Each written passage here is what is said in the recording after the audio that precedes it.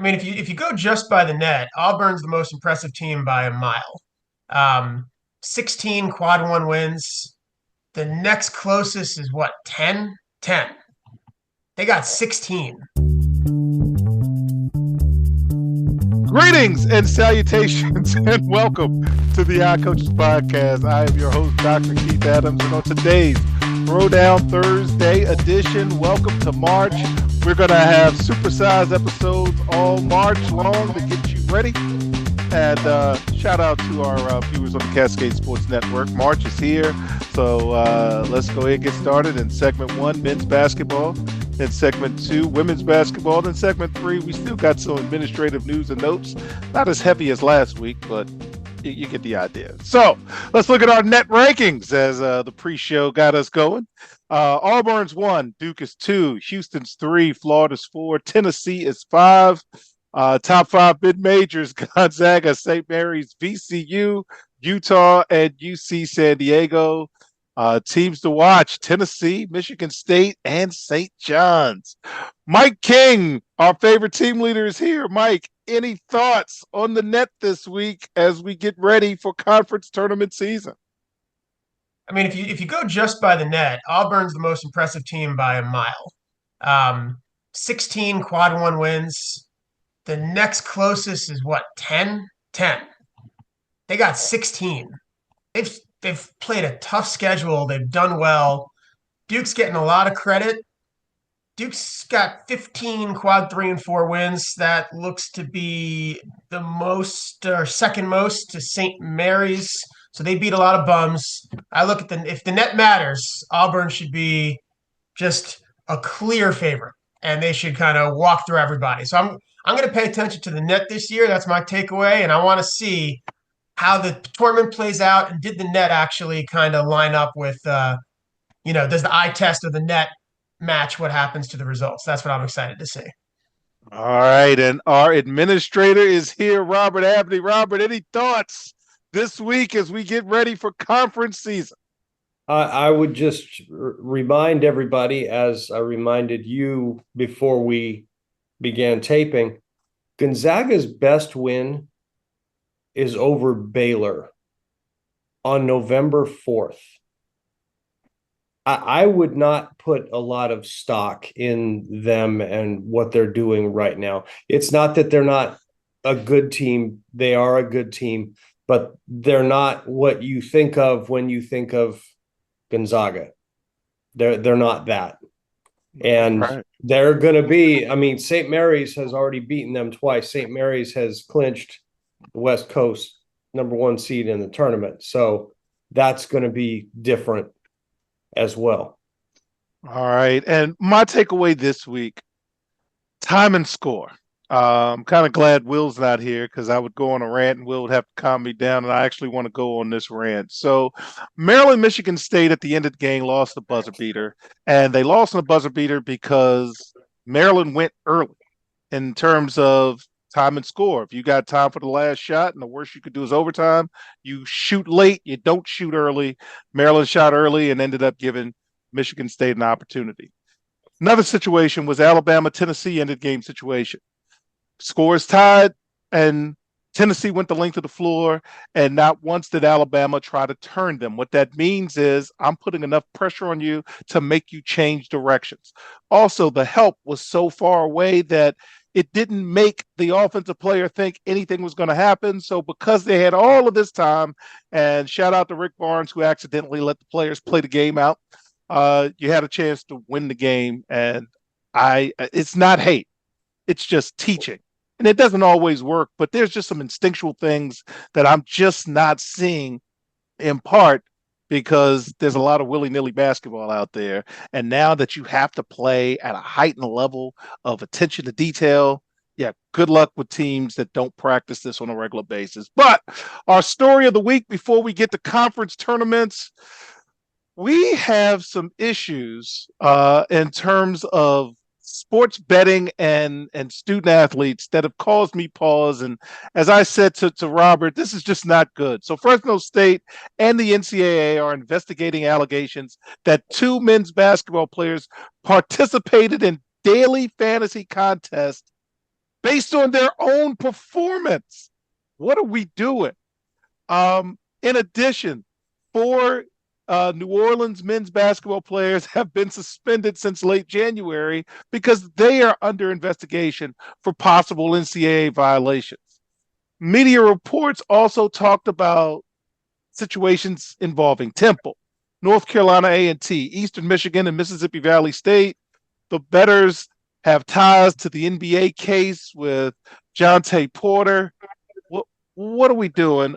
Robert, what's going on, man? Well, when you have sports betting widely available to everyone, and you have and it's typically young men who get into this, that this was the natural progression of what was going to happen. I mean, that there was no way as soon as the sports, DraftKings and whoever you do your betting with, there was no way that it wasn't going to progress to this. And I mean, and let's be honest, you can go back in history and look at, New York University and other colleges and universities that have been caught in gambling scandals, but those were point shaving in a different day and age. And you're talking about kids betting on their own performance in games. And don't think for one second that, the professionals out there aren't seeing that and taking advantage of that. This is going to continue until I don't know how you figure out a way to stop this. I don't know who would do it, because the NCAA right now can't do anything. Let's be honest. I don't know who's going to stop this, and I don't know what it looks like. But yeah, this is not a good thing for sports in general, for sure. Mike, this is not good, man. What are you thinking? I mean, if we think for a second that it's just players and it's not referees who have done this before. It's not, I would assume coaches know because they're making enough, but everyone else isn't making enough. So if you're not making enough, you can't tell me in any way, shape, or form that there aren't people trying to make money on this throughout. And I look at it like it used to be, Frankie with his business would come up to you and threaten you or whatever. Now I got an app. I need to be under 4.5 rebounds. That's easy. I'm not going to close out very hard. Don't say that. Don't say that. 5.5 assists. I'm just taking this shot. It's so simple now to cheat. So the idea that we're not cheating throughout sports, it's silly to me. It's not just a player here or a player there. It's pretty much everybody. And you can't convince me otherwise. We know what human nature is. Everybody knows what human nature is. Human nature is bad. And if you tell me I can make a little bit of money, I'm going to make a little bit of money. So yeah, it's not surprising in the least. It's surprising that it took this long for just like a couple stories to come out. Robert, he broke my heart. I'm sorry. He broke my heart. Okay, 68 for now. The NCAA has not finalized expansion for the men's and women's basketball tournament, and it's not coming next year. So with that, we are going to start to prep you for your brackets coming up as we talk about things strictly for entertainment purposes only, as we just had the gambling story. So there's 31 automatic bids and 37 at-large bids, which equals 68 teams. So I'm going to go through the conference tournaments that will take place prior to our next episode to give you a team we think are going to win and a team to watch. And as we go through this panel, if you've got a team or two in that conference you want to talk about, I'll do a natural pause and we'll go from there. Let's start with the Atlantic Sun. Lipscomb is the team to beat, but check out North Alabama. The Horizon League. Milwaukee is the team to beat, but check out Cleveland State. I'm going to pause on the Patriot League because that's local to me. The team to beat in our prediction is American. Shout out to Dwayne Simpkins, who is a DeMatha alum, longtime friend, also a friend of the CKSA Project. Keith Bird is the administrative assistant there. So again, good luck, Patriots. And then the team to watch is Bucknell. But again, I believe, Mike, you know that Dwayne's an Maryland alum. So I hope you're rooting for American to win the Patriots. Okay. Absolutely. All right. Sunbelt. Arkansas State is our prediction to win, but Troy is a team to watch. Shout out to George Ockert for the Big South. We've got High Point as our predicted winner, but check out Radford as a team to watch. In the Northeast, Central Connecticut State is our prediction to win, but Long Island U is a team to watch. Ohio Valley, Southeast Missouri State is our predicted winner, but watch out for Southern Illinois. And the Summit League, I'm going to pause here. St. Thomas is a D3 powerhouse that transitioned to Division I, and I hope like heck they get in the tournament because their story is an outstanding story, and we like stories. And the other team to watch is San Diego State. Robert, do you know of St. Thomas's prowess in Division III before coming to Division I? Wait. San Diego State is not in the No. South Dakota State. I apologize. South Dakota State. Yes, South Dakota State. My SDS is either one or the other, but it's South Dakota State's team to watch. St. Thomas, that's in Minnesota, correct? That is in Minnesota. Right. Yeah. They're still D3 for football, I believe. I thought they moved up. I think they're D3 for football. Okay. All right. I think they're coming, man. They're coming.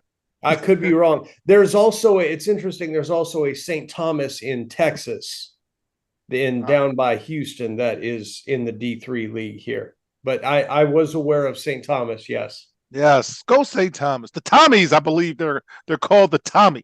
Okay. Missouri Valley, Drake, and shout out to Drake because the Drake Group was founded at Drake University. Okay. And Bradley's a team to watch. West Coast, Robert, I need you to spout some knowledge for us. Gonzaga, I actually think will win the tournament because it's very hard to beat a team 3 times in one season. And St. Mary's is a team to watch. I know Gonzaga is not your daddy's Gonzaga, but any thoughts on the West Coast Conference? I've seen parts of the first 2 games between them, and St. Mary's is just better. So I would stick with St. Mary's myself. And the other thing about the West Coast is Santa Clara and San Francisco. Those are both good teams. Yes, they are. And they could really screw up. They could really screw up some people's at-large hopes by one of them winning the conference tournament, because I think St. Mary's and Gonzaga are getting in regardless. Yes, and there would be some boo-boo faces if you saw that happening. All right, the CAA, it's now called the Coastal Athletic Conference, not the Colonial.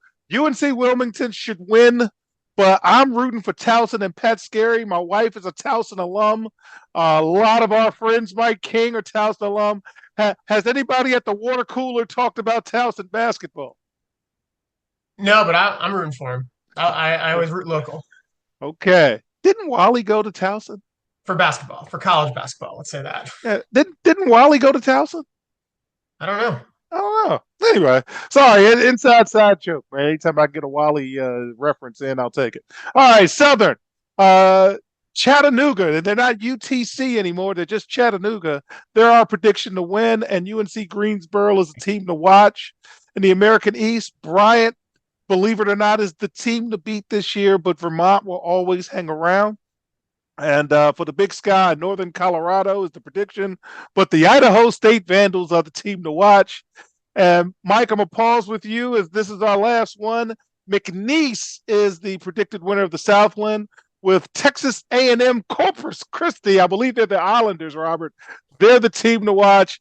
Any thoughts? Because you've been doing some homework, Mike, about some of these teams. What have you found out? McNeese is a possible 12. Maryland's a possible 5. They got 6 guys who get 8 points, or 7 or 8 guys who get 8 points or more. So they're deep. That would be a fun matchup because Maryland's not deep. They're deep. They're not big. Maryland's got the 2 bigs. Be interesting to see how they switch on all those guards. If that's a 12-5, I'm in for it. That'd be fun. Point of order here on the Big Sky. Okay, you said Idaho State is the team to watch, right? Yeah. Okay, Idaho State is the Bengals.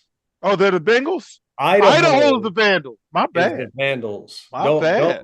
Don't do it. I Don't don't get want the those. state of Man, Idaho looking you're going to for me. get all the people in Idaho all fired up with this, man. And friend of the show, Drew Smatt lives is right across the street from Boise. So I'm trying to go to Idaho. So I don't want any problems with that. By the way, is Texas A&M Corpus Christi the Islanders? Did I get that They right? are the Islanders, yes. All right. They're a good Southland team. I wouldn't call them good. They're a good Southland team. All you got to do is beat the Southland to get that NCAA tournament money. Yes, So you sir. don't have to be great. You just got to beat who's in front of you. All right. So fans, in segment 2, we're going to do the same thing with the women's tournament. Next week, we'll take care of the rest of the tournaments that play out after this airs. But it's good stuff. We'll be right back on the Coaches Podcast.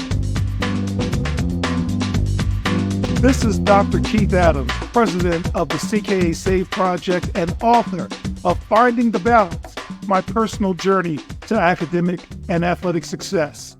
This book is your key to unlocking the secrets of being a successful student athlete.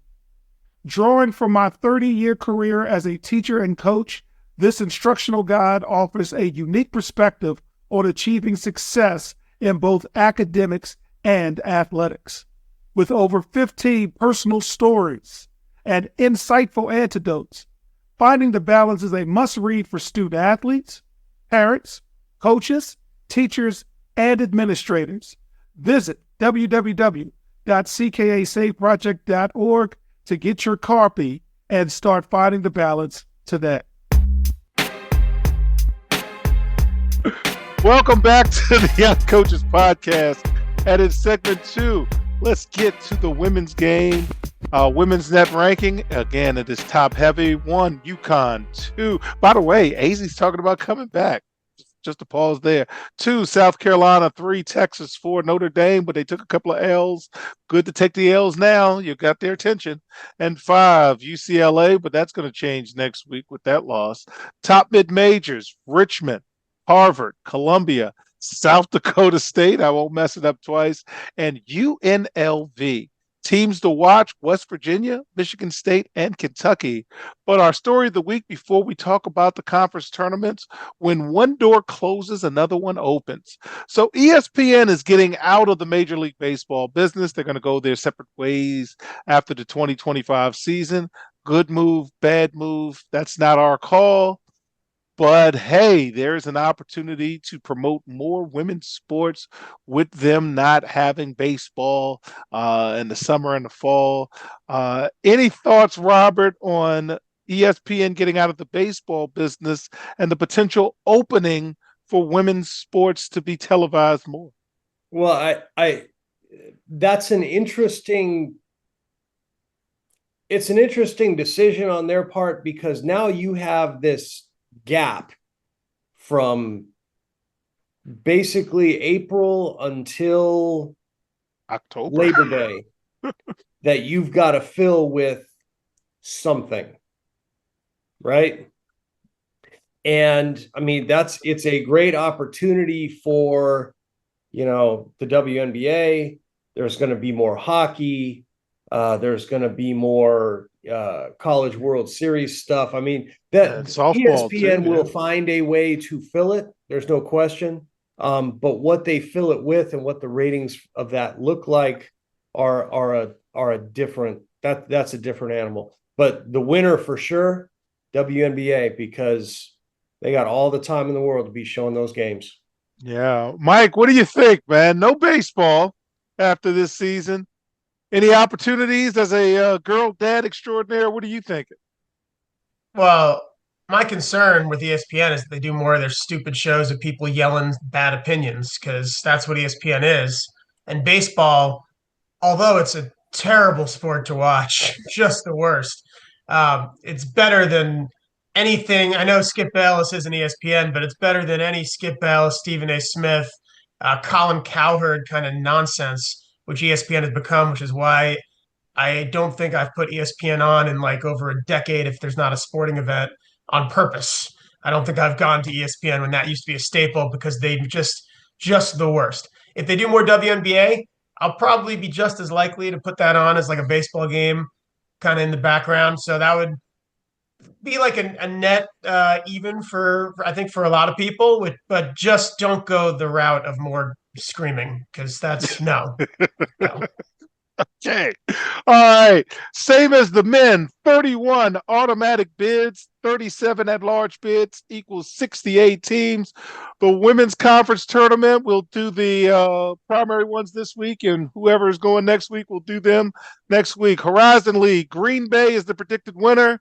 Purdue Fort Wayne is the team to watch. Sunbelt, go JMU, go James Madison as the predicted winner. Coastal Carolina is a team to watch. Shout out to my girl Kim Hayden Williams, former Chanticleer. ACC, we'll pause here. Notre Dame is the predicted winner. They've got the best backcourt in its guard season and postseason. But Duke is my team to watch. Mike, ACC basketball, any thoughts on the women's tournament? For me, it's not Duke because I saw Duke play. It was early in the year, but Maryland, Maryland's not great, and Maryland was better than Duke. I think NC State because Notre Dame clear best team in the ACC, but they've lost the last two. One of them was to NC State in a great double overtime game. I think that's the matchup that I want to see more so than anyone else. Okay, Robert, any thoughts on the ACC? I agree with Mike. I saw a little bit of that Notre Dame NC State game, and that was highly entertaining. I can't see Notre Dame making those type of mistakes. NC State elevated their game, and Notre Dame played like the worst they could, and I can't see that again. But yeah, good stuff.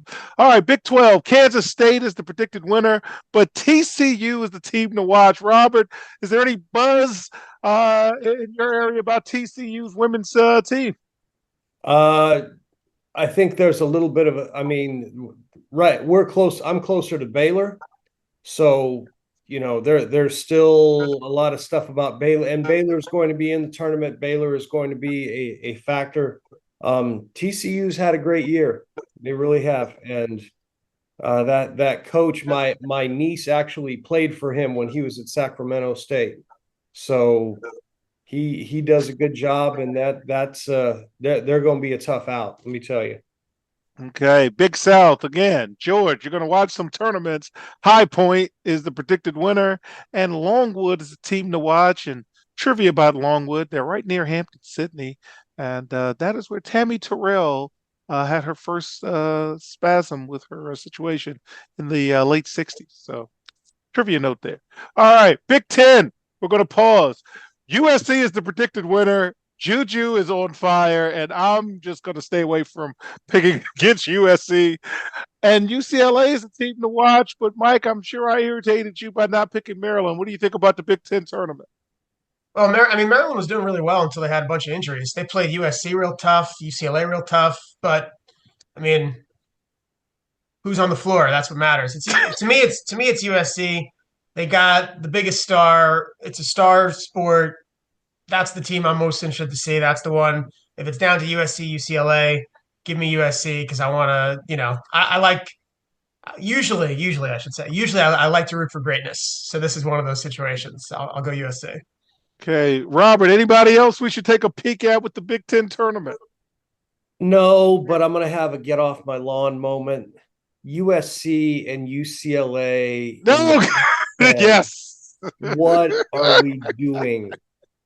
What are we doing? It's so true. Great Big Ten matchup. It's so true. Yes. Okay. Well played, sir, and rightfully so. All right, Ohio Valley. Tennessee Tech is the predicted winner. Southern Indiana is a team to watch. SEC. I'm not going against South Carolina. I'm not, but Texas can beat them. But Texas can beat them because they already have.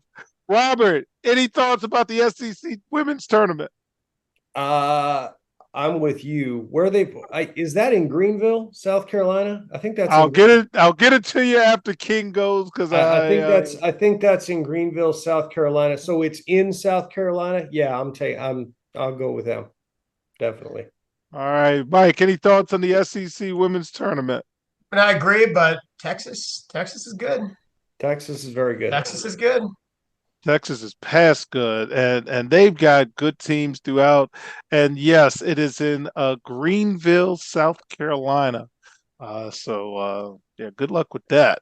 Beating South Carolina, it can be done, but you're gonna have to be at your best. Summit League, South Dakota State is good. They are the projected winners. Oral Roberts is a team to watch.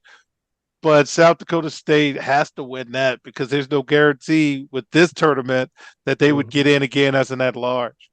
America East, Vermont is the predicted winner. University of Albany is a team to watch, but on a personal level, go Retrievers from UMBC. One of my former players, Reggie Daniels, is the assistant women's coach at UMBC, and I love Reggie. I've recruited him, and he's one of the winningest players in the history of Hood College. So, hey, go get him, man. All right, Southern Conference. University of North Carolina Greensboro is the predicted winner. But again, Chattanooga is a team to watch. And Chattanooga has put a lot of money into athletics, as you can see, because the men's team's doing well, the women's team's doing well. Football is not doing too bad. So, hey, go get that. All right, West Coast. Portland is the predicted winner. Gonzaga is a team to watch. Robert, do you even peak at West Coast Conference women's basketball? I know Gonzaga's pretty good, though. I think I've watched one West Coast game. I can't remember who it was. I can't remember who it was, though. All right.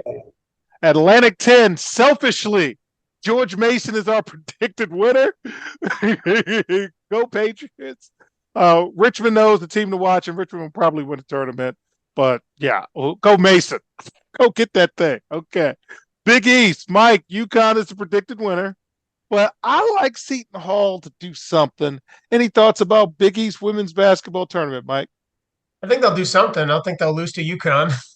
That's about it. All right, Robert, can I interest you in another team in the Big East other than UConn to win the tournament? No. That's it. That's all I got, man. They're good. Hey, I will take Page buckets any day, any place. What was the old joke in golf? Tiger versus the field. Okay. All right. Big Sky, Idaho. They are the predicted winner, but Northern Colorado's the team to watch, and they might mess it up for Idaho. It just might. And in the Mountain West. Huh? No, sir. They won't? Big Sky? Big Sky. Montana State. Montana State. And they're good. Montana State is good. Okay. They're going to be like a 15 or something probably, but I would not want to play them because they're good. These are the nuggets we get. Okay. Mountain West. UNLV is the predicted winner. Shout out to my man Chase and Frank. One of these days I'm going to be a volunteer at the tournament. And Wyoming is a team to watch. Wyoming is a team to watch. In the American, UTSA is the predicted winner. North Texas is a team to watch. Robert, anything on either team, sir? Because that's your neck of the woods. Haven't seen either of them. Okay. All right. And then the Southland. This is the last one we will do this week. Stephen F. Austin is the prediction. Southeast Louisiana is a team to watch. Again, Robert, any notes on Stephen F. Austin? I've actually seen a couple of Southland games, and again, I mean, Stephen F. Austin, they're a good Southland team. This is awesome. All right, so I hope you had your notebooks out. Next week we'll do the rest of the tournaments, but when we get back, administrative news and notes, including a Texas two-step that I think you might be interested in. We'll be right back on the Odd Coaches Podcast. This is Dr. Keith Adams, president of the CKA Safe Project, with a question for you. Are you passionate about supporting student athletes?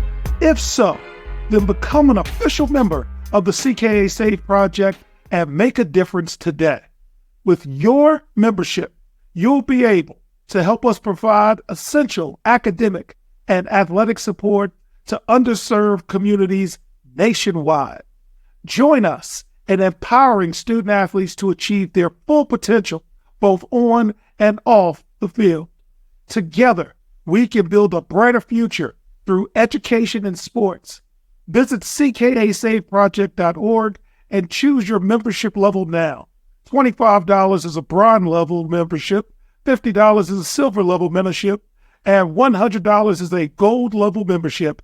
Be a part of the change. Become a member of the CKA Safe Project today. Welcome back to the Odd Coaches Podcast. And in segment 3, we've got some administrative news and notes to talk about. One, time to go. You're starting to see this often, but Stanford's AD, Bernard Muir, is expected to resign from his position if he hasn't already done so. This new age of college athletics, a lot of the older athletic directors, the older coaches, this is not what they signed up for, and a lot of them are just taking their leave. Robert, as a former administrator who's seeing all of this, any thoughts about not just Stanford's AD, but we're starting to see a lot of that on the ticker? Time to go. What do you think? Well, as somebody who has done that, you want to be able to go on your own terms. And if you see the current college landscape as something that you no longer wish to navigate, you have a choice. Do you want to wait for them to ask you to leave, or do you want to do it of your own accord? And I mean, that's really what you're seeing in this case, and in all of these cases, is you're seeing guys who are saying, you know what, I don't have to do this. I don't want to do this in the current landscape. And so I'm going to be out. And that's going to continue, I think, and for the near future, because it's not going to change anytime soon. So yeah, Mike, any thoughts? Because again, you're starting to see a lot of the athletic directors, and you follow big conferences as well, just saying, you know what, maybe I can do something else. What do you think, Mike? It's like the older teachers when we were getting ready to do the virtual learning, and a lot of people looked around and went, I don't know how these computers work. I'd rather just retire. And I think that's the ADs in this NIL. Like, I came here to hire coaches and support programs. I'm not here to pay 17-year-olds more than I'm making. I didn't get in this business. So I think a lot of people looked around and said, no, thanks. And I don't blame them one bit. You got to know you. I apologize. I'll pause for a second. Okay. Texas two-step. 2 Texas state lawmakers introduced bills this month to cap the number of scholarship for international athletes. This bill would take effect September 1st, 2025, if it goes through the legislature and signed into law by Greg Abbott. To paraphrase, for each intercollegiate athletic program, an institution of higher education may not award for an academic year to students who are citizens of foreign countries more than 25% of athletic scholarships, grants, or other federal assistance. NCAA rules also stipulate that international student athletes cannot profit off NIL. When this comes across your desk, Robert, what are you thinking?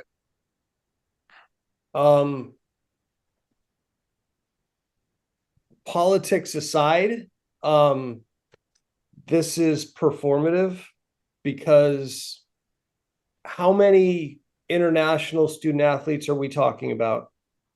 And in what sports number are they typically competing? I mean, I think you're probably talking about 5% maybe of all NCAA student athletes are international.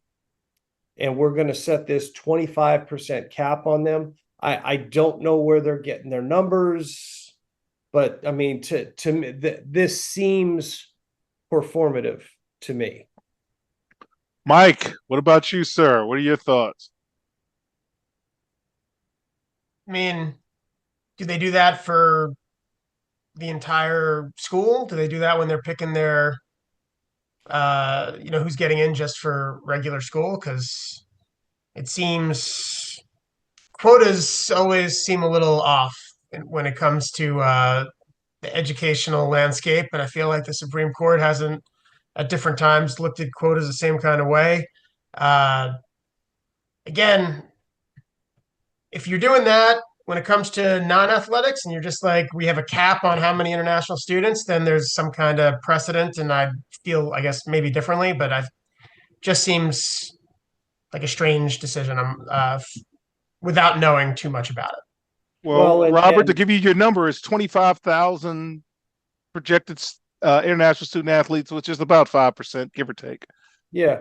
And I mean, I'm sure since that's happening in Texas, that we're going to see some kind of federal legislation that is similar.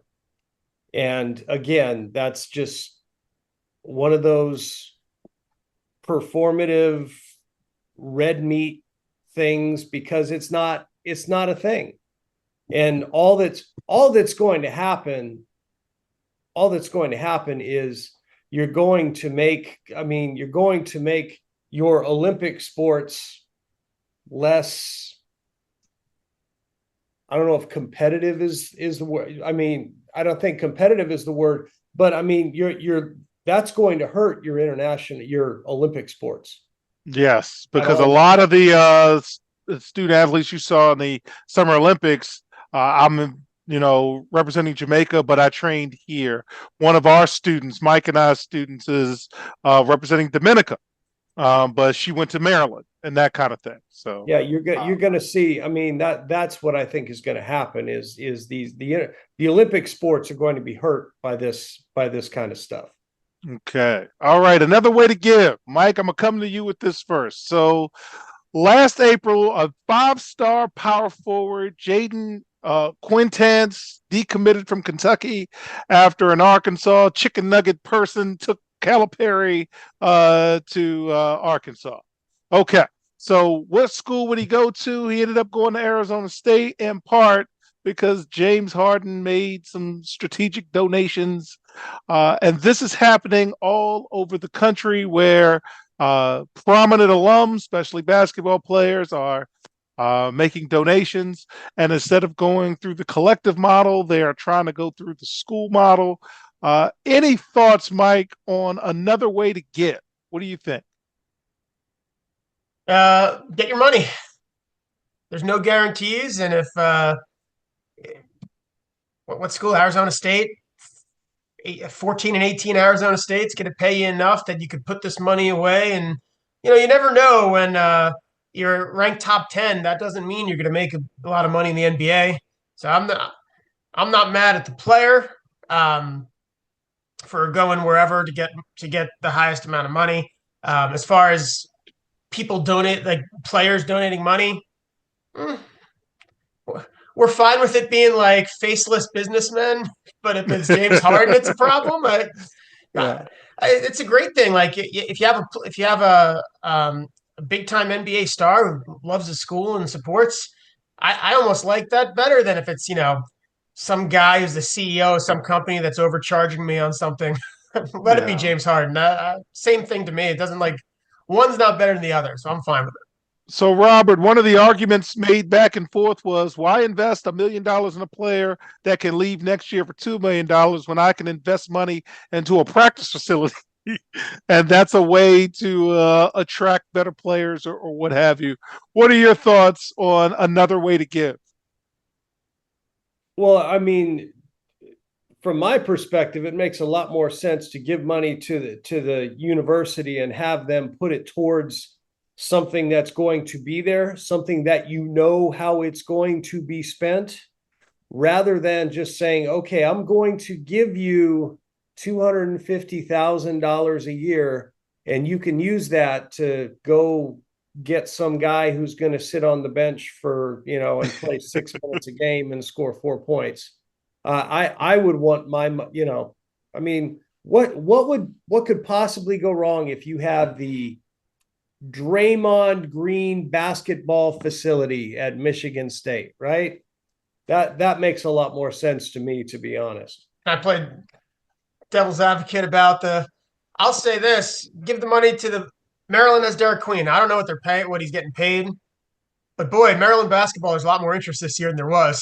They have a sellout. They're on TV. They already have the facilities being built anyway, so it's not the same kind of thing where it's one or the other. But then with football, I don't know. They're not paying big NIL, but they got the number one overall football player to commit there. And now there's all these other guys that are interested in going there because they got this other player. So sometimes you could build the facilities, but a lot of the coaches aren't recruiting high schoolers anyway. They're recruiting 22 or 22-year-olds. So the facilities don't really get you anything. But if you get the player who can get other players who could do the recruiting for you, that almost recruits better than any facility in this era. All right. So now let's close out with Let's Make a Deal. So ESPN's Heather Dinich previewed the college football playoff committee meeting and pointed out that when it comes to removing first round buys, reaching unanimity is not insurmountable. So here's the gimmick. This past year, teams like Boise and Arizona State, because they won the conference championship, got a bye. Now they're looking at, hey, let's just make sure they get in the tournament, but maybe get a home game and not a bye. Mike, what do you think? Should we go 14 teams? How would you book it? Do we need 16? What do you think? Well, let me just say I'm not a Heather Dinich fan. Just side note for the way she covers things, and that goes to my ESPN hatred, but she's a part of it. But anyway, regardless of that, I think they have to look at the TV ratings. Did they make money on this playoff? If the answer is yes, then do more of it. Have more teams, because that's only a good thing. Again, it's all about money. So as far as that goes, look at the stats, look at the ratings, look at the TV commercials. What do they make? What could they make? If it's more, add more teams. It's not going to stop us from watching. It's only going to make us watch more. As far as this, what I liked about the tournament was that some of these lower end schools got into that next round. Whether or not, now I didn't like that Penn State was given a gift of 2 easy games. That was garbage. But I like those teams getting a chance. I like Boise State getting a chance. I like, whoever it is, I want them to get a chance. Arizona State. You have to win. That's the beauty of a tournament, is you have to beat anyone in front of you. The NCAA men's tournament is everyone's favorite thing, because you might get a good bracket, you might get a bad bracket. There's some good matchups, but you have to win 6 games to win the championship. That's it. So yeah. I don't care to take away the first round bye or just give it to the Big Ten. I mean, no, I don't want that at all. You should work your way. Whatever bracket you get, you have to win what's in front of you. And we shouldn't punish the lower tier schools. Once you get into a tournament, it's everyone's equal. That's how I look at it. All right, Robert, close us out. You had a chance to see the notes of what the conferences are looking to do. Stack the deck. What are you thinking, sir? You should not give the SEC 4 automatic qualifying bids unless you make them play 9 conference games.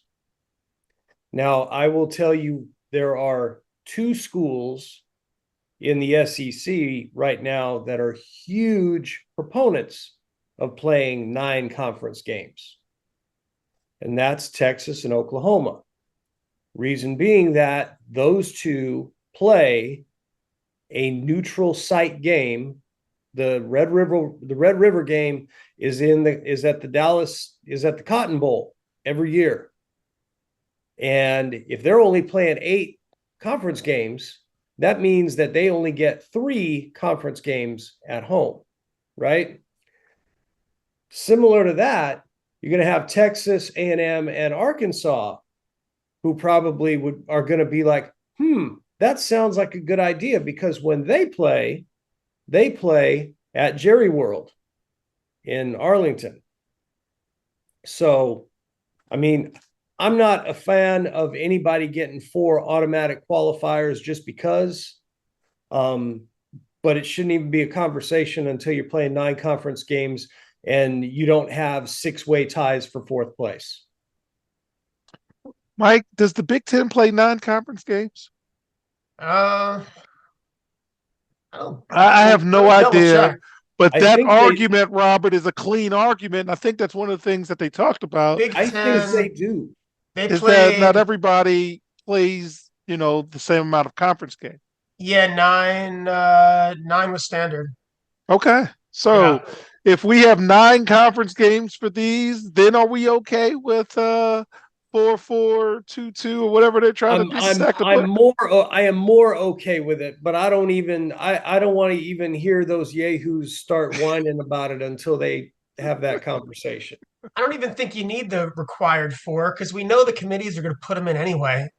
So, and they're going to put more. So, like, just let it play out how it's going to play out. The Big Ten and the SEC are not the ones who are going to get screwed if anyone's getting screwed. Correct. And of course, our good friends at Notre Dame who have read the rule book and say, "Tell me what I need to do." Join Have a a few conference. more ACC games. That's You want a fine. rule? I'll play some Wake.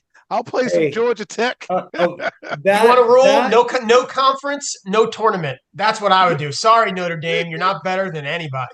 That and avoid losing to directional schools. Okay. That is how we will end it. So on behalf of our favorite administrator and our favorite team leader, I'm Dr. Keith Adams saying thank you for listening and or watching the iCoaches podcast. And we'll see you on the sidelines. Until next time, take The iCoaches podcast is sponsored by the CKA Save Project. The CKA Save Project is an industry leader in providing student-athlete academic and athletic support.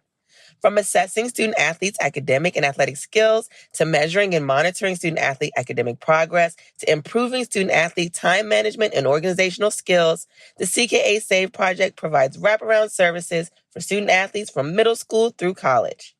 For more information, visit us on the web at www.ckasaveproject.org or schedule a free consultation with Dr. Keith Adams by emailing cka@ckasaveproject.org. We hope you enjoyed today's show. The Odd Coaches podcast drops new episodes every Tuesday through Friday on most weeks. Make sure you subscribe to the Odd Coaches podcast on Apple Music, iHeartRadio, Podbean, Spotify, and YouTube. Follow the Odd Coaches podcast on Twitter and Instagram at Odd Coaches. Follow Dr. Adams on Twitter and Instagram at CKA Save Project. In addition, follow Coach Mike Francis on Twitter and Instagram at Coach Franchise, spelled Coach FRANCHIZE. For more information about the CKA Save Project, please visit them on the web at www.ckasaveproject.org. See you next time on the Odd Coaches Podcast.